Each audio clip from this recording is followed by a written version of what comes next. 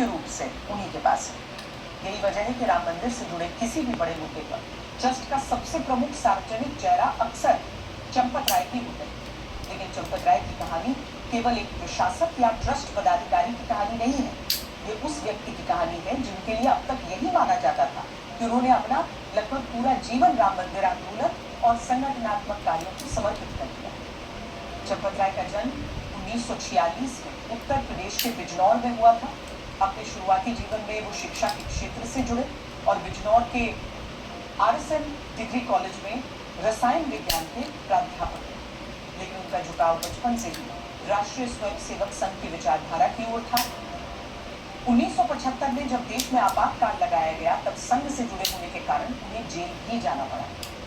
बाद के वर्षों में उन्होंने अध्यापन का जीवन छोड़कर प्रचारक बनने का निर्णय लिया और स्वयं को पूरी तरह RSS के काम में समर्पित किया। 80 का दशक राम जन्मभूमि आंदोलन के विस्तार का दौर था और इस दौर में चंपत राय इस आंदोलन के सक्रिय और महत्वपूर्ण कार्यकर्ताओं में शामिल थे।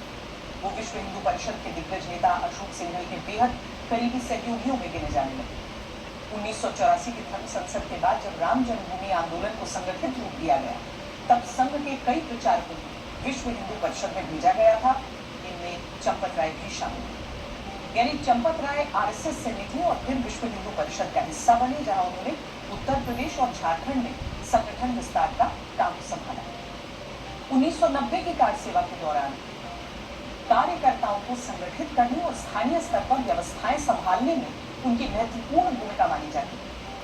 6 दिसंबर 1992 को जब विवादित ढांचा गिराया गया उस समय भी वो अयोध्या में मौजूद थे। आंदोलन के उग्र और निर्णायक दौर में वो अशोक सिंघल और विनय कटियार जैसे नेताओं के विश्वसनीय सहयोगी बनकर उभरे। कहा जाता है कि अयोध्या विवाद के इतिहास, उससे जुड़े दस्तावेजों, मुकदमों और तथ्यों की उन्हें इतनी गहरी जानकारी कि संगठन के भीतर उन्हें राम जन्मभूमि आंदोलन का इंसाइक्लोपीडिया तक कहा जाने लगा। जब राम जन्मभूमि का मामला सुप्रीम कोर्ट में विचाराधीन था तब हिंदू पक्ष को ऐतिहासिक दस्तावेज, नक्शे और साक्ष्य उपलब्ध कराने में भी उनकी महत्वपूर्ण भूमिका बताई जाती है। यानी राम मंदिर के लिए जो कानूनी लड़ाई लड़ी गई उसका चंपत राय हिस्सा थे और यही कारण है कि आज जब चढ़ावे की चोरी में उन्हें लेकर सवाल उठ रहे हैं तो अयोध्या के लोग उस पर यकीन नहीं कर पा रहे। चंपत राय के सार्वजनिक जीवन की तरह उनका निजी जीवन भी काफी अलग रहा।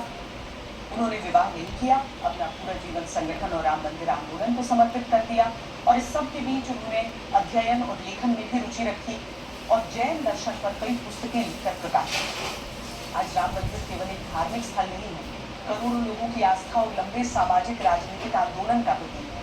और इस पूरी यात्रा में चाहे समर्थक हो या आलोचक, एक बात पर लगभग सब सहमत दिखाई देते हैं कि चंपत राय उन व्यक्तियों में शामिल हैं जिन्होंने इस आंदोलन को दशकों तक बहुत करीब से देखा, समझा, उसके विभिन्न चरणों में सक्रिय भूमिका निभाई। लेकिन ये बात आज किसी को समझ नहीं आ रही कि जब उन्होंने खुद को भगवान श्री राम के चरणों में समर्पित कर दिया था तो उनके रहते इन्हीं चरणों से राम मंदिर का चढ़ावा कैसे चुन गया। हमारे पास चंपत राय की कई तस्वीरें और वीडियो हैं जो ये दिखाती हैं कि प्रधानमंत्री मोदी से लेकर मुख्यमंत्री योगी आदित्यनाथ या दूसरे राज्यों के मुख्यमंत्री जब अयोध्या के राम मंदिर आते थे तो चंपत राय उनके साथ सेंटर फ्रेम में ही खड़े दिखाई देते और इस दौरान उनकी शानदार वीडियो रिकॉर्डिंग भी होती थी। लेकिन आज यही चंपत राय हर कैमरे के फ्रेम से गायब है और लोग पूछ रहे हैं कि चढ़ावा आखिर कहाँ चले।